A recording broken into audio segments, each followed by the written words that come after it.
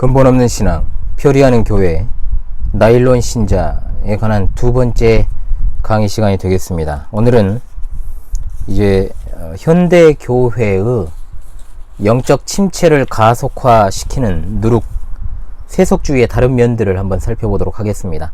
거기에는 이미 앞서 소개했던 것처럼 인본주의, 상대주의, 물질주의, 실용주의라는 이름을 가진 것들이 되겠습니다.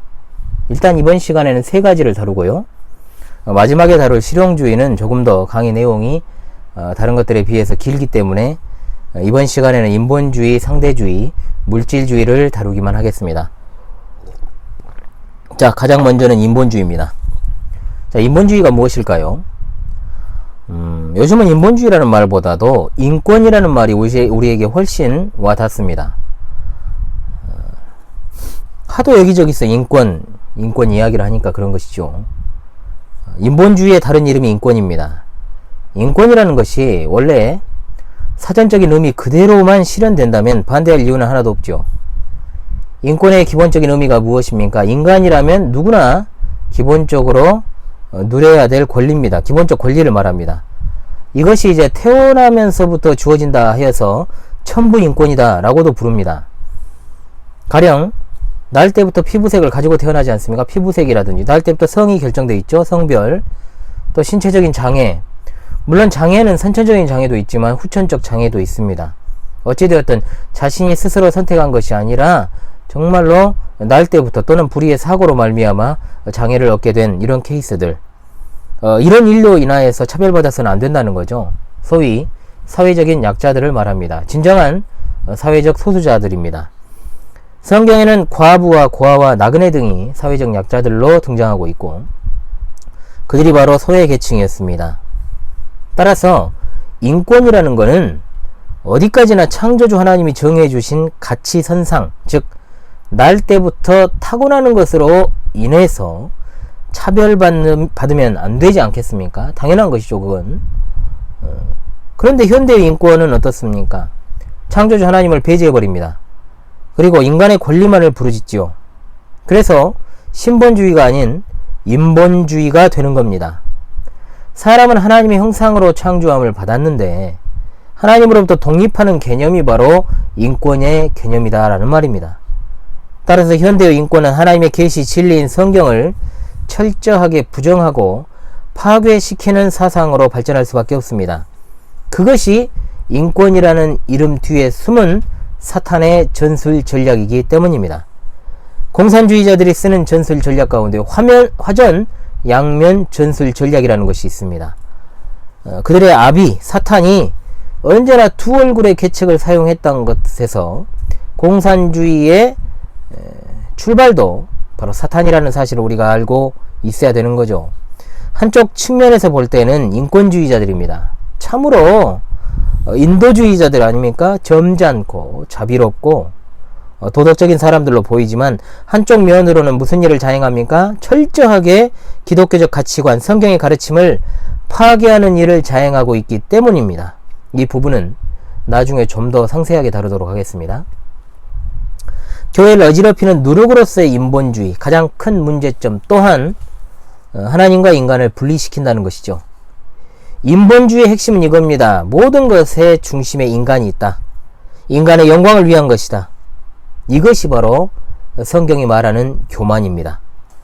성경에서 교만은 언제나 하나님을 업신여기는 태도에서부터 비롯되었습니다. 바벨론의 느부갓네살 왕이 이런 교만에 사로잡혀 있다가 하나님의 심판을 받고 정신질환을 앓기도 했지요. 인간의 자아에 집중하는 인본주의, 결국 이것은 자아의 신격화에 이르게 되고 하나님을 인정하지 않는 인본주의는 결국 인간이 신이라, 즉 인간이 곧 신이다 라는 사상에 이르게 됩니다. 저 어린 시절만 해도 아닙니다. 어린 시절이 뭡니까? 제가 군대를 막 전역하고 나서 그때만 하더라도 사람에게 신의 명칭을 붙이는 경우는 그다지 없었습니다. 그런데 요즘은 어떻습니까? 걸핏하면 어떤 영역에서 특출난 사람에게 신의 호칭을 붙입니다. 여자는 얼굴만 예뻐도 여신이다 이렇게 부르고 또 무슨 누님 이렇게 하질 않나. 성에 영어에 gat을 붙여서 gat 아무개라고 부른다든지 다 이런 모습들이 인본주의 언어 행태가 나타나고 있는 반증입니다. 부모님들께서는 아이들이 무심코 이런 세상 영향을 받아 이런 언어들을 사용하지 않도록 가정에서 지도하는 그 자세가 필요합니다. 역사상 어떤 때보다도 개인들의 자기중심 사상이 팽배한 시대입니다. 자기 자신을 믿는 종교를 나신교라 그러죠. 인본주의의 뿌리가 어디서부터냐? 바로 에덴 동산에서 사탄이 하와에게 한 말로부터 시작합니다. 창세기 3장 5절의 말씀에 너희가 그것을 먹는 날에, 이거 사탄의 말이죠. 너희가 그것을 먹는 날에는 너희 눈이 밝아져 누가 같이? 하나님과 같이 되어 선악을 알 줄 하나님이 아심이라 했어요. 이 시대 인본주의 함정에서 벗어나십시오. 오로지 우리는 하나님 중심의 신본주의, 여기에 입각한 삶을 가정과 교회에서 실현해 나가야 될 것입니다. 자, 그 다음입니다. 상대주의입니다. 상대주의 또한 세속주의의 한 측면입니다. 이것도 마찬가지로 하나님의 존재를 인정하지 않습니다. 삶의 어떤 영역에서도 절대적인 것은 없다는 거죠.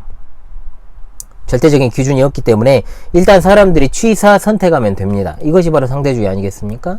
신앙의 영역도 마찬가지입니다. 불교도, 유교도, 이슬람교도, 로마교도 상관없습니다. 그죠?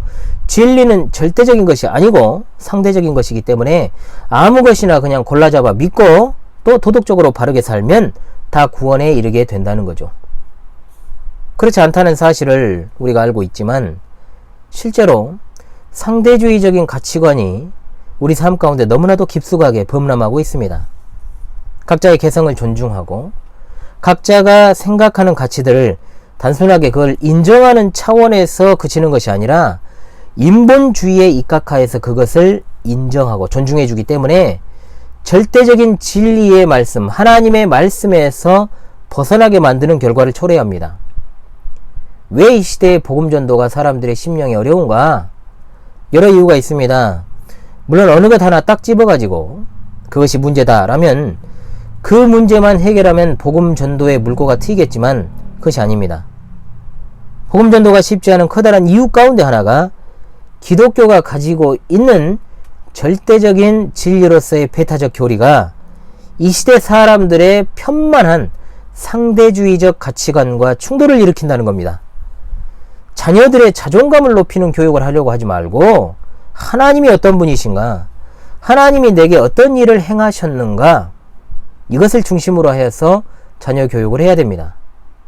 가정에서부터 철저하게 자기중심적, 인본주의적, 상대주의적 가치관으로 아이들을 가르치니 일주일에 한 번 잠깐 아이들이 교회 와서 말씀을 들어도 틀어먹힐 리가 없죠. 말씀이 들어가면 그야말로 기적이죠. 따라서 기적을 바라지 말고 지금부터라도 철저하게 절대적인 진리이자 가치 기준인 성경에 입각하여 하나님 중심으로 아이들을 양육해야 합니다. 상대주의의 결국은 어디이겠습니까? 선과 악의 기준점도 애매모호하게 만드는 겁니다. 절대 선이 없으니까 뭐도 없겠어요. 절대 악도 없는 겁니다. 참된 교육이 불가능해지죠. 상대주의가 만연한 사회가 과연 건강한 사회일까요? 오히려 사회 질서가 어지럽혀지고 각자의 판단 기준과 또 가치관에 따라서 좌지우지되는 사회가 과연 아름다운 사회일까 싶습니다. 더 많은 사회적인 도라이들을 양산해내는 시스템이 바로 상대주의적 교육입니다. 주입식 교육의 폐해를 이야기합니다. 그러나 무엇을 배우는가가 중요한 것이지 방법론은 그 다음의 문제입니다. 필요한 지식을 주입을 하는 것이 왜 문제인 건가요? 그 주입된 지식이 내적인 그 사람의 가치 체계에 잘 자리를 잡을 수 있도록 부모가 그리고 교사가 지도하는 것, 그것이 바로 그들의 책무인 것입니다. 오히려 체계화되지 않는 이런저런 파편 같은 지식들이 무분별하게 아이들에게 노출이 되는 게 훨씬 더 위험한 일입니다. 교회의 신앙교육을 저해하는 상대주의적 가르침을 우리는 경계하고 또 경계해야 할 것입니다. 그리고 네 번째입니다. 물질주의입니다. 우리에게는 조금 더 익숙한 단어가 되겠죠. 물질주의의 다른 말은 외형주의, 물량주의라고 할 수 있겠습니다. 물질주의는 그야말로 세속주의의 또 한 방편이죠. 또 모습입니다.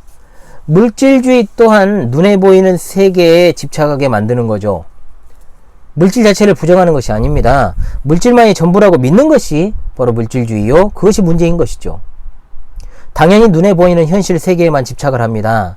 자연스럽게 물질주의가 만연한 사회 속에서 눈에 보이지 않는 영적인 가치는 소멸이 될 것이고, 또한 기독교의 내세관, 즉 하나님 나라와 천국에 관한 복음은 뜬구름 같은 이야기가 돼버리고, 이 땅에서 많은 물질을 향유하며 살아가는 것이 곧 천국이라는 사상을 낳게 되는 겁니다.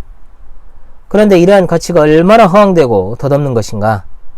우리 예수님의 생애만 봐도 답이 나오지 않습니까? 예수님은 참으로 찢어지게 가난한 가정에서 태어나셨습니다. 태어나실 때는 빌린 마구간의 말구유에 누워 계셨고, 집도 은행 예금도 없으셨습니다. 예수님은 자신에 대해 말씀하시기를 마태복음 8장 20절에 여우도 굴이 있고 공중에 새도 거처가 있으되 인자는 머리 둘 곳이 없다. 물론 이 말씀은 예수님이 영적인 하나님 나라 본질을 가르치시기 위한 측면에서 하신 말씀인 것은 사실입니다만, 그럼에도 이 지상에서 예수님이 어떠한 삶을 사셨는가, 그것을 이해하는 측면에서는 문자 그대로 받아들이면 되는 말씀입니다. 빌라도의 재판정 앞에서도 예수님은 내 나라는 이 세상에 속한 것이 아니라고 말씀하셨습니다. 십자가에서 죽으시고 장사되실 때도 예수님은 자신의 무덤이 아니라 남의 빌린 무덤에 묻히셨습니다. 물질밖에 모르는 이 세태의 풍조와 가장 반대되는 분이 바로 예수님이십니다. 그런데 교회에서 물질주의를 조장하다니요. 그에 비해서 그분의 종이라고 하기에 너무나 많이 지상에 쌓는 것에 열중하는 것은 아닌지, 물질이 아니더라도 하나님 나라의 가치와 상관없는 지상에 썩어져 버릴 것들을 쌓는 삶은 아닌지 곰곰이 우리는 우리 자신부터 되돌아보는 그런 시간을 가져야 할 것입니다. 이것으로 두 번째 강의를 마치겠습니다. 다음 시간에 뵙겠습니다. 오직 성경.